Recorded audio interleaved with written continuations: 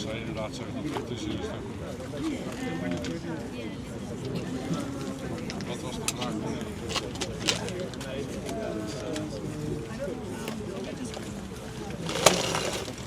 Nee, duidelijk.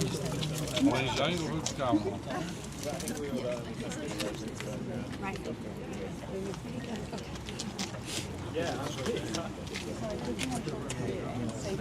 Fine.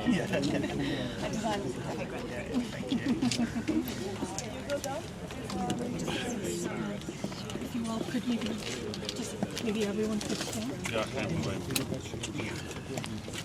Minister Reagan, Mr. Kilroy, maybe over here.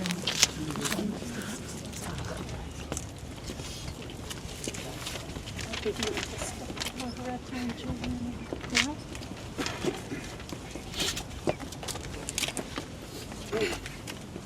Are we ready? Okay. Okay, we're starting. Thank you for joining us today. I'm Preeti Singh, and I'll be the moderator for this press conference, which is hosted by the government of Vanuatu. The International Court of Justice has just issued its advisory opinion, clarifying the obligations of states in respect of climate change.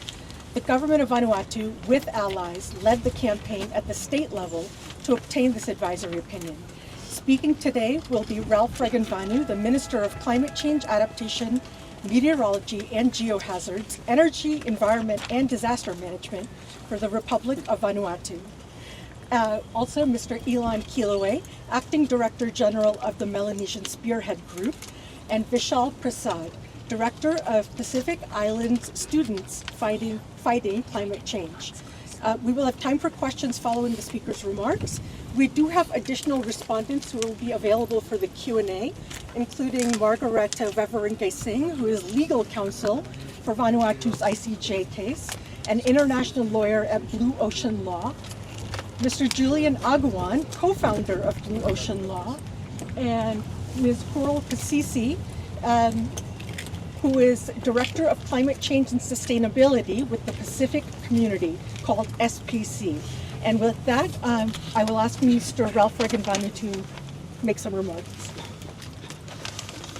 First of all, I just want to say thank you so much to the media for your interest and coverage of this critical case. It's been really important in building momentum and getting the world to expect what has come out today. So today it's been a landmark milestone for climate action, the discourse on climate change, and it's very important course correction in this critically important time. For the first time in history, the ICJAO has spoken directly about the biggest threat facing humanity, which is climate change. And I want to note that the decision was unanimous. And it reminds me of 29th of March last year, when the General Assembly referred the question here, and it was also unanimous, which is the first time in the history of referrals to the ICJ. And I don't know to what extent this unanimity of the court is historic as well, but it really points to the critical nature of this issue, and also the consensus of most people in the world that we need to really address it as a matter of urgency. I want to also reflect on the importance of the science. We heard from this advisory opinion that climate science is the heart of climate law and the compass for climate justice. The evidence is clear, and we can see it everywhere, that climate change is affecting everybody all over the world. For the first time ever, this past decade includes the 10 hottest years on record, and last year being the hottest ever. And this year we're seeing it all again. And this number will continue to intensify as climate changes intensifies. So today's ruling is a landmark moment, and it's confirmed what vulnerable nations have been saying and we've known for so long, that states do have legal obligations to act on climate change, and these obligations are grounded in international law, they're grounded in human rights law, and they're grounded in the duty to protect our environment, which we heard the court refer to so much. And these aren't aspirational ideas, as some would have it. the court has just confirmed they are binding duties. And the advisory opinion has clarified the legal consequences for states which fail to discharge these obligations. So we're approaching COP. We're a decade on now from the Paris Agreement, and it's very important now as the world goes forward that we make sure our actions align with what was decided or what came out today from the court. Today's ruling, I'm sure, will also inspire new cases where victims around the world in a legal sense realize that they can claim their rights and seek accountability. I know you're all wondering what's next. We're now going to take the ICJAO ruling, this one, back to the United Nations General Assembly and pursue a resolution to support the implementation of the decision at the UNGA. The implementation of this decision, we hope, will set a new status quo and provide the structural changes needed to give our current and future generations hope for a healthy planet and a sustainable future. So let this be the moment when we see a change and the world turns its face towards climate justice, and this legal clarity provides us with the moral courage to take this forward. Thank you. Thank you. Next, we will hear from Mr. Kiloe with the Melanesian Spearhead Group. Please go ahead. Thank you very much. I'd like to begin by echoing the sentiments expressed by the Minister in thanking members of the media for the interest you've expressed in this case. The Melanesian Spearhead Group had the rare opportunity last year in joining Vanuatu and the Pacific Islands students in opening the ICJ proceedings on the 2nd of December here. In our submission, we've asserted that human rights guarantees all peoples the ability to freely determine and choose their economic, social, and cultural developments. However, in the Pacific, this is virtually impossible in light of the impacts of climate change in our countries and also our communities. The Melanesian Spearhead Group, which consists of Fiji, Papua New Guinea, Solomon Islands, Vanuatu, and the Front and Socialist National Liberation of New Caledonia, we are already losing our natural resources that are critical to our cultural and physical subsistence. Our people have suffered forced relocations from our traditional territories. Our political systems are breaking down as our economy is ground to ashes. We have already lost much of what defines us as Pacific Islanders, and climate change has only gotten started. So where do we find hope? For the Melanesian Spearhead Group Secretariat, we look to Vanuatu and the Pacific Island students who have led the charge for climate justice.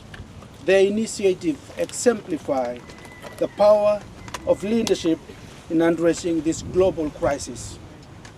Having the ICJ, the highest court in the world, to address the climate crisis is an idea that began from a spark of hope from our Pacific youth. They led the push for this case because they cannot afford to wait on the promises and the pledges of our leaders. This crisis is here and not something that can be pushed onto our next generations or the ones after that. The future generations are saying quite clearly that the world needs action now. The advisory opinion is not the end of the ICJ process. Instead, it is only the beginning.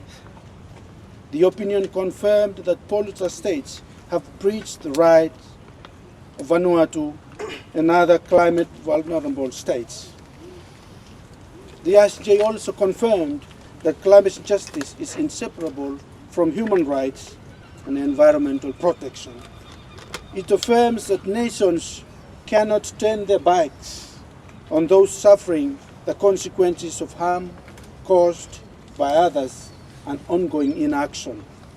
The advisory opinion will be a essential tool that we in the Global South will use at the next meeting of the United Nations General Assembly, the UN's Climate Change and Biodiversity Conferences, and everywhere to advocate for climate justice so that our generations can enjoy the future we want. Thank you very much. Thank you, Mr. Kilauea. Lastly, we will hear from Vishal Prasad. Please go ahead, Vishal. Thank you, everyone. Bulavinaka. Indeed, it's a truly historic day for climate justice. 6 years ago, young people from the Pacific decided to take climate change to the world's highest court, and today the ICJAO has responded.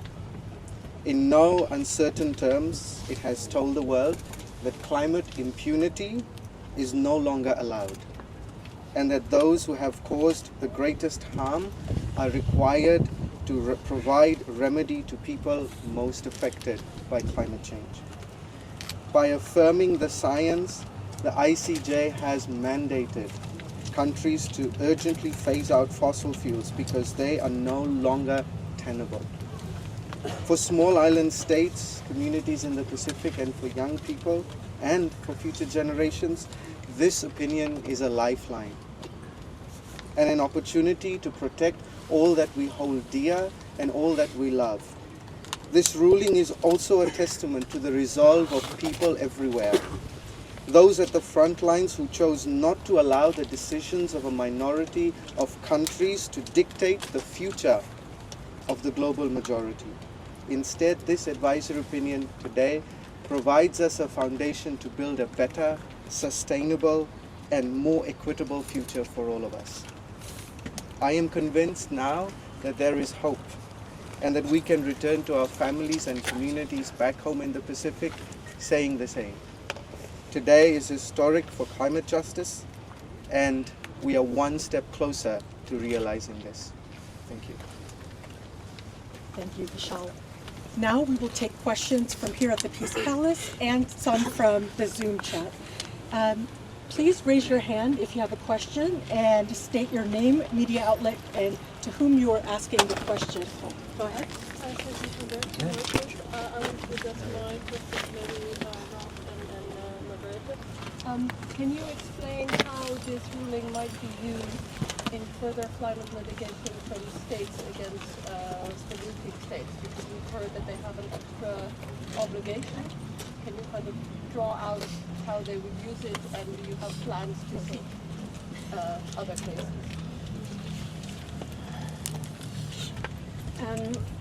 Yes, the court in this ruling has provided the full framework for holding states to account for pollutions that are internationally wrongful, unlawful, and that cause injury to other states, and even when no injury is caused yet. But if injury is caused, then states who suffer that injury can essentially claim reparations from the state that has caused the harm. The court has made that crystal clear, and a whole range of defenses that could be raised in such cases by the polluting states have already been dismissed by the court. So it really strengthens the legal basis for such claims going forward. Even though of course we hope that it's not going to be necessary, but in case it is. Can they file the claims here? That depends on the whole range of questions, but potentially here, depending on the states in question. Great. Do we have another question? Bob Berwin with Inside Climate News. Can someone speak to the section that addresses reparations and what that might mean, especially in the context of next steps in the UN? Thank you. Just so everyone can hear, the question is about reparations. Please stand in the middle in front of the microphones. So here, the court has provided critical guidance that is very helpful to those seeking climate justice. The court has made it clear that the law of state responsibility applies to losses and damages from climate change.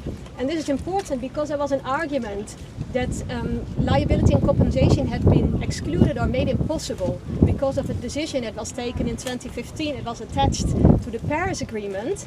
where a paragraph said that there would be no, the Article 8 of the Paris Agreement provided no basis for liability or compensation. And the court made it clear that when there is injury or loss and damage, the usual law on state responsibility applies, and that law provides that when a state commits a wrongful act, it is under a legal obligation to make full reparations for the damages caused. And then the court also addressed a few possible counter-arguments that could be made, such as the damage is too diffuse, there are too many states that are responsible, there are too many states that are injured, and therefore it's impossible to win, let's say, a claim on reparations. And the court made it clear that these are not necessarily obstacles, and the usual rules apply. So every case has to be assessed based on the facts that are applicable. But the court noted that the science has evolved so much that it's actually possible to establish these causal links. And so any case would need to be tested, but the prospects look very favorable. Go ahead. Richard Carter from AFP. For you, Minister, if I may. As you said, it's a very wide-ranging opinion delivered by the court today. What for you has been the most significant part of the ruling? And for Vishal, if I may as well, it's been a six-year journey ending in this historic day. So how do you feel? So yeah, I mean, I was it was unexpectedly good for me that the advisory opinion, I didn't expect it to be this good, and it did go above and beyond. Like it talked about the rights of states to exist regardless of sea level rise, and that's a very important issue for the Pacific. And for the ICJ to give an opinion, that was fantastic. Directly addressed fossil fuels and states that give licenses, give exploration licenses were mentioned, subsidize, produce. It's an internationally wrongful act to do so, and that they are under international law. They are being it is a breach of their duties. So this those kind of specifics was something that for me went above and beyond what I was expecting, and I'm very grateful for the court to make those pronouncements.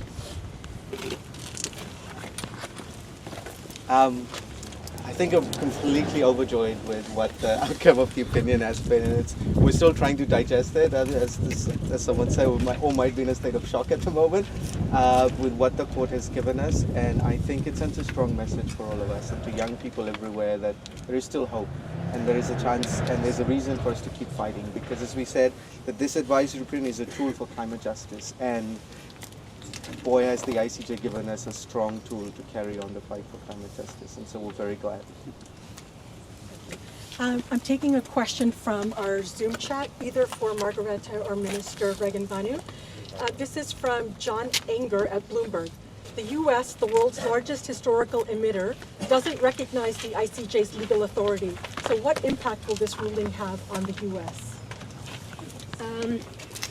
Yeah, I would correct that statement. The court has two judicial functions: an advisory function and a function to settle disputes between states. And there is a possibility for states to accept the jurisdiction of the court in contentious cases as compulsory, which the U.S. has not done. But for the advisory function of the court, all UN member states necessarily, by virtue of being UN member states, recognize the jurisdiction of the court fully. In this case, the advice was requested by the UN General Assembly. The resolution was adopted by consensus. The US didn't even vote against this resolution, or didn't even abstain. It actually joined the consensus. And so it is the UNGA, including the US, that has requested the opinion. The opinion is now delivered to the UNGA, and the US, as long as it's part of the UN, of the United Nations, is also supposed to follow this advice. So it is as much bound by this advice as other states are. Thank you. Go ahead. My name is Laura Kostan for ARD German Television. A question for Mr. Prasad. How hopeful are you that this advisory opinion might be one of the first steps of maybe a paradigm shift of more legal implications to actually bring more climate justice into the multilateral system? I'm sorry, you can just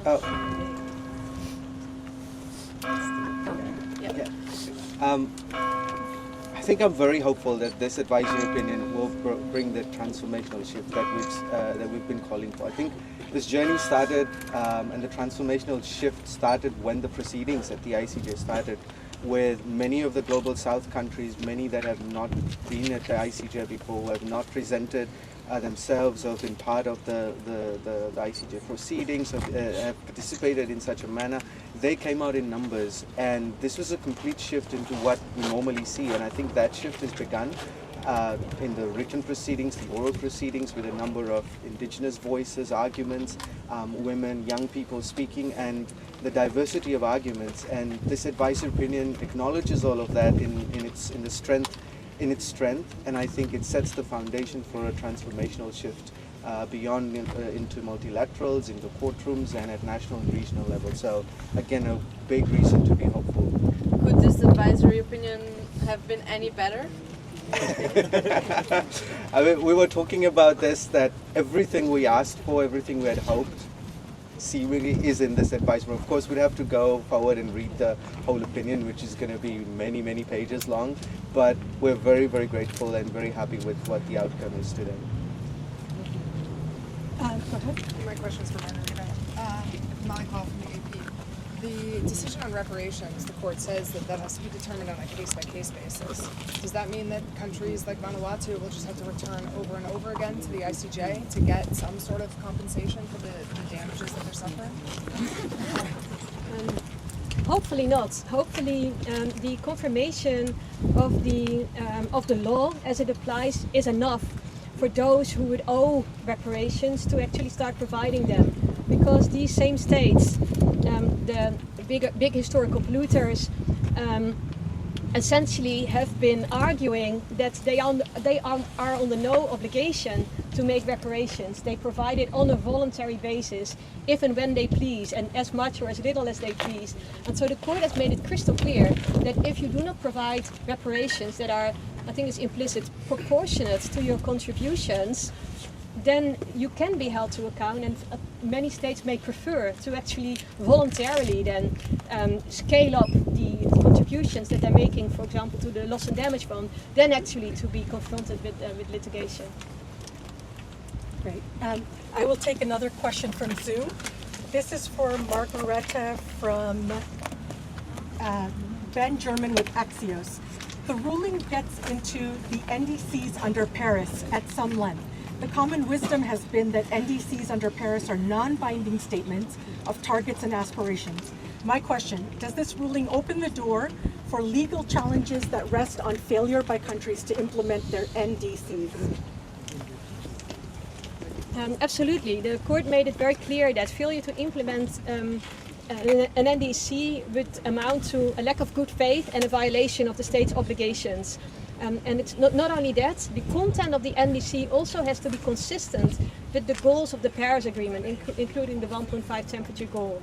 And so if that is not the case, and of course that raises some complexities, but in some cases it may be clear that it's not aligned with 1.5 of it, common but differentiated responsibilities, and then indeed it's clear that there is a breach of obligation and a litigation that could be pursued. Go ahead. Jan Eflin, German Television, ZDF, for Mr. Regan-Baden. Are there any consequences Vanuatu can draw right away from this opinion?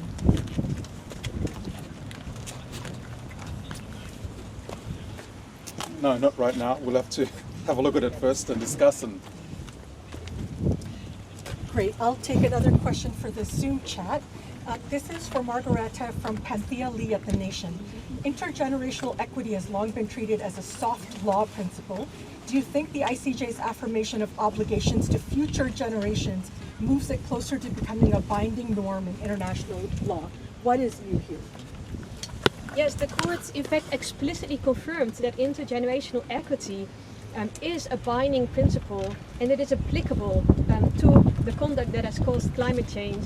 It specified that intergenerational equity informs the interpretation and the application of the other treaty obligations. So take, for example, human rights, the right to life. must be interpreted in light of intergenerational equity. The same with all the climate obligations, with all the other obligations on the law of the sea and so forth that the courts specified. So the implications are really far-reaching. Any questions here? I have one question. Yes. Hi, Maaike Weijers for Dutch public broadcaster NOS. I do have a question for Minister Regenbanu. As everyone knows, climate change is happening right now. It's unfolding as we speak, and there is a pressure, a time pressure. Now, are you concerned that now that there may be a lot of new climate cases happening all over the world, that it's still going to take quite a long time before those actions will actually be taken? And do you have any plans to avoid that long period of time from happening and get action quicker? Well, I mean, this initiative was part of that, trying to get action quicker, because we've been in the UNFCCC process for 30 years.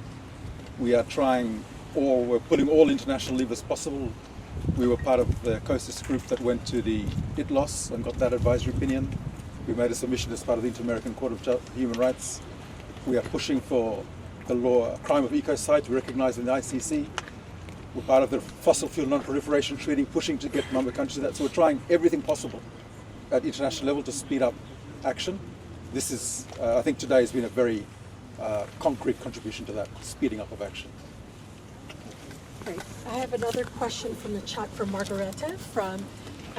This is from Marlise Simons at the New York Times. What was the key contribution from the court's advisory opinion, did you say? Or what was missing? Well, the key contribution is really twofold. That this whole spectrum of obligations applies to the conduct that has caused climate change. And when we look at conduct, we shouldn't only look at states' emissions, but also at what they fail to do, regulating private actors or providing fossil fuel subsidies, providing finance or not doing so, or not providing enough. And so that conduct needs to be assessed in light of these obligations. And then if you do that, many states will actually fall short of these obligations. And once that is established, the law of state responsibility applies. And that is just you can say, the foundation of international law itself. It means that when you commit a wrongful act, you violate your obligations, you can be held responsible. You need to stop doing that unlawful thing or failing to do what you need to do. And you need to make reparations for the injury that you have caused with that wrongful conduct.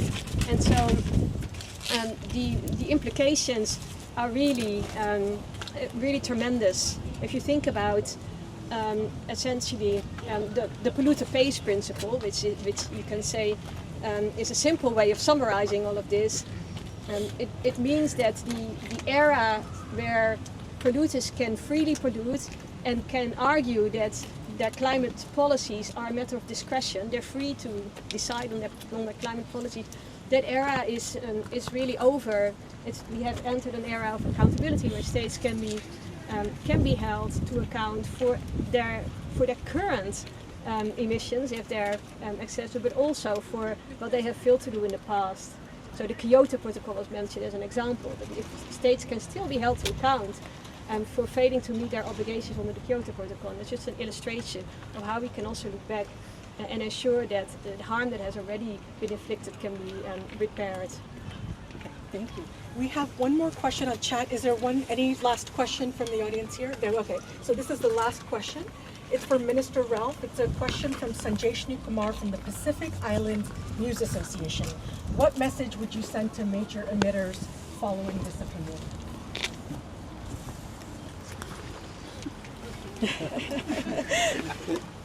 It's the same message the Pacific has been preaching loudly for so long, that it's you've got to do what you agreed to do at Paris, for example. You can't just make these commitments and then just walk away from them. You are legally accountable, and so our message would be, I mean, the court mentioned a number of times good faith, talked about international cooperation, the duty to cooperate internationally. So we continue to call upon all states to follow the science, follow what the IPCC was mentioned as the foundation for the science that the ICJAO based its opinion on, which tells us we need to rapidly reduce emissions to keep within the targets of 1.5 and less. And we just hope that this will give more impetus to our call that we've been making for so many years. And we will be seeking all avenues to try and get this decision, this advisory opinion, implemented into policy and decision at the highest levels. Great, thank you. So please be in touch with the Vanuatu team if you have any follow-ups. We will be issuing a media statement and later tonight a legal summary. And with that, I'd like to thank our speakers and conclude the briefing. Thank you all for attending.